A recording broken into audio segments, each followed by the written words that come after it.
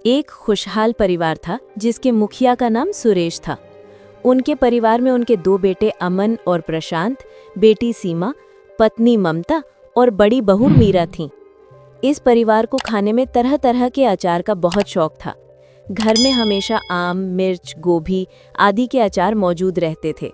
घर में अचार बनाने का काम मीरा करती थी, इसलिए वो सबके लिए खास थी। सब कहते थे खाना चाहे कुछ भी हो, पर मीरा बहू का बनाया अचार ना हो तो मज़ा नहीं आता। एक दिन सीमा ने कहा, माँ, भाभी ने जो ये गाजर का अचार बनाया है वो भी लाजवाब है। हाँ बहू, अचार तो अच्छा बना लेती है, इसमें क्या बड़ी बात है। हर गृहस्थ औरत में कोई ना कोई गुण तो होना ही चाहिए। हमारी दादी, हमारी माँ और हमने भी तो अचार बनाए हैं, अब ये बना रही है तो इसमें इतना अचरज क्यों? सीमा ने जवाब दिया, बात तो सही है माँ, पर हो सकता है प्रशांत की पत्नी यानी आपकी छोटी बहू में भी कोई ऐसा ही खास गुण निकल आए। मीरा भाभी अचार अच्छा बनाती है, हो सकता है वो अच्छा खाना बनाती हो। मीरा ने तुरंत कहा, वो कुछ भी बना लेगी, पर अचार तो मुझसे बेहतर कभी नहीं बना पाएगी। ममता ने उन्हें शांत करते हुए कहा, अभी कुछ नहीं कह सकते बहू, पर तुम अचार अच्छा बनाती हो बेटा। ऐसी बातें सुनकर मीरा के मन में अपनी होने वाली देवरानी के आने से पहले ही ईर्ष्या घर करने लगी। एक शाम उन्होंने अपने पति अमन से कहा, देवरानी देवरानी सब ऐसे बात करते हैं मानो देवरानी ना हुई कोई स्वर्ग की परी हो। अमन ने हैरानी से कहा, मीरा तुम ये कैसी बातें कर रही हो? अपनी देवरानी के लिए इतनी नफरत क्यों? वो तो तुम्हारी छोटी बहन जैसी होगी। मीरा ने गुस्से से कहा, टेंशन मैं क्यों लूंगी, वो अपना काम करे, मैं अपना, और छोटी बहन जैसा मैं उसे कभी नहीं मान सकती। अमन ने बात टालते हुए कहा, अरे छोड़ो ये सब, अभी से क्यों परेशान होती हो, जब वक्त आएगा तब देख लेना। अभी मेरे लिए गर्मा गर्म चाय बना दो। समय बीता और कुछ दिन बाद प्रशांत की शादी अंकिता नाम की एक राजस्थानी लड़की से हो गई। जब अंकिता दुल्हन बनकर ससुराल आई तो मीरा को जलन हुई। उन्होंने तंज कसते हुए कहा, हमारी देवरानी जी तो बहुत खूबसूरत और मॉडर्न लग रही हैं, पर क्या बड़ी बहू? ममता ने पूछा। पर माँ जी, घर गृहस्थी के लक्षण भी हैं इनमें, ये नहीं, ये तो बाद में ही पता चलेगा।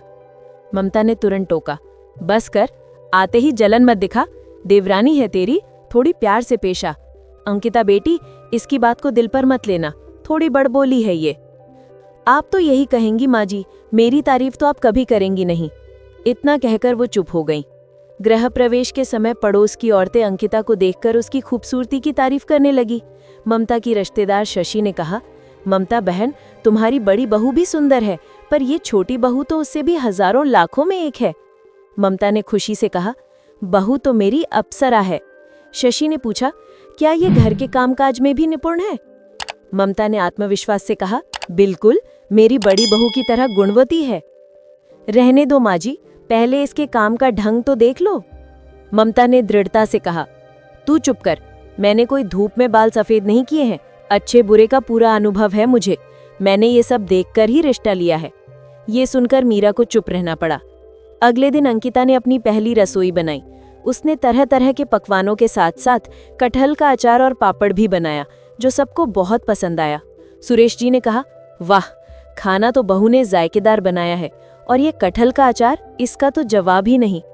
मीरा ने सोचा कि ये अचार तो अंकिता की माँ ने बनाया होगा। अंकिता ने मुस्कुराते हुए कहा, नहीं माँ जी, ये अचार तो मैंने अपने हाथों से बनाया है। ममता बहुत खुश हुई। ये तो बहुत अच्छी बात हुई, हमें तरह तरह के अचार खाने का शौक है, और मीरा की तरह अंकिता को भी अच्छा अचार बनाना आता है। मीरा के मन में ईर्ष्या और बढ़ गई। अचार बनाना इसे आता होगा, पर मेरे जैसा स्वादिष्ट अचार ये तो कभी नहीं बना पाएगी। उन्हें अपने अचार बनाने के हुनर पर जो घमंड था वो खतरे में पड़ गया था। एक दिन सीमा ने कहा, भाभी, छोले भटूरे तो अच्छे हैं, पर इनके साथ मिर्च का अचार होता तो मजा आ जाता। ममता ने अंकिता से पूछा, अंकिता बहू, क्या तुम्हें राजस्थानी मिर्च का अचार बनाना आता है? अंकिता ने जवाब दिया, हाँ माँ जी, आता है। तो फिर वही राजस्थानी स्वाद वाला मिर्च का अचार बना दो, देखते हैं इसके हाथ में कितना जश है।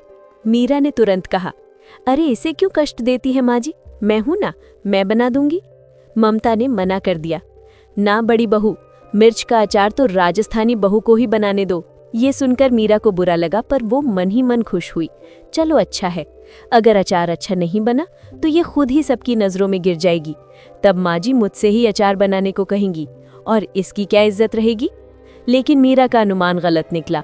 जब अंकिता ने मिर्च का अचार बनाया तो उसका स्वाद चखकर सब हैरान रह गए। तीखी मिर्च में जरा भी तीखापन नहीं, ऊपर से लाजवाब स्वाद। सबने अंकिता की तारीफों के पुल बांध दिए। अमन यानी बड़ा बेटा ने मजाक में कहा, वाह भाई वाह, छोटी बहू तो अचार बनाने में बड़ी बहू से भी 4 कदम आगे निकली। मैं तो कहती हूँ दोनों मिलके अचार बनाने की फैक्ट्री लगा लो। मीरा ये सुनकर जल भुन कर रह गई। उन्हें सब घर वालों पर गुस्सा आया और उन्होंने मन ही मन कहा, देखो तो सब इस राजस्थानी बहू की कैसे बड़ाई कर रहे हैं, पर मैं भी मीरा हूँ, अपनी जिद की पक्की। मैं देखती हूँ ये लोग कब तक इसकी वाहवाही करते हैं। इधर अंकिता का व्यवहार अपनी जेठानी के प्रति प्रेम और आदर से भरा था, तो उधर मीरा के मन में गहरी ईर्ष्या पलती जा रही थी। धीरे धीरे पड़ोस के कई घरों में अंकिता के मिर्च के अचार की चर्चा होने लगी और लोग उसे पैसे देकर अचार बनवाने लगे। ये देखकर मीरा की जलन और बढ़ गई। उन्होंने मन में ठान लिया, अब तो इसका कुछ करना ही पड़ेगा। इस देवरानी की और तारीफ नहीं देखी जाती। एक दिन जब अंकिता अचार बनाकर तैयार करती है तो मीरा मौका पाकर उसके अचार में ढेर सारा नमक और गैर जरूरी मसाले मिला देती है। जब लोग वो खराब अचार खाते हैं तो उन्हें अंकिता पर गुस्सा आने लगता है। अरे, आपकी बहू ने कैसा खराब अचार बनाया है, पूरा नमक और बेकार के मसाले भर दिए हैं। अंकिता ये सब देखकर रोने लगती है और ममता से कहती है, माँ जी, मैंने तो अचार बनाने में कोई कमी नहीं छोड़ी थी, फिर ये खराब कैसे बन गया। मीरा तुरंत बोली, अब भी मान लो मेरी बात माँ जी, इस अंकिता को अचार बनाना नहीं आता। इसने तो बेइज्जती भी कराई और नुकसान भी। ममता के मन में शक हुआ कि ये मीरा की ही कोई करतूत है। उन्होंने मीरा को परखने का फैसला किया और अंकिता से फिर 5 किलो अचार बनाने को कहा। मीरा रोकने की कोशिश करती है, जब इससे नहीं बनता तो इसकी और किरकिरी क्यों कर रही है माँ जी।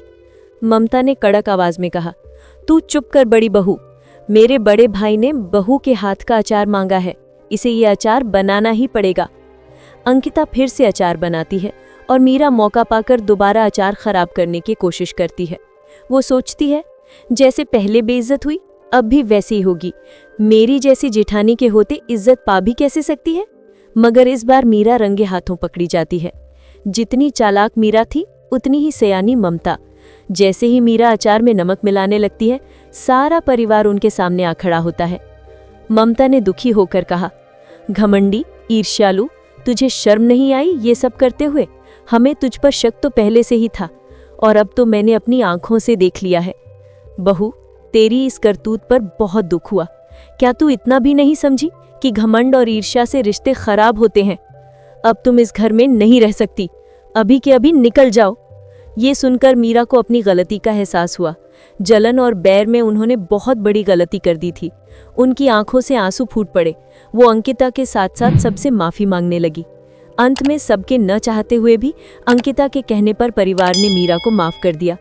उस दिन के बाद मीरा ने ईर्ष्या और बैर रखना छोड़ दिया और वे दोनों सचमुच सगी बहनों की तरह रहने लगी।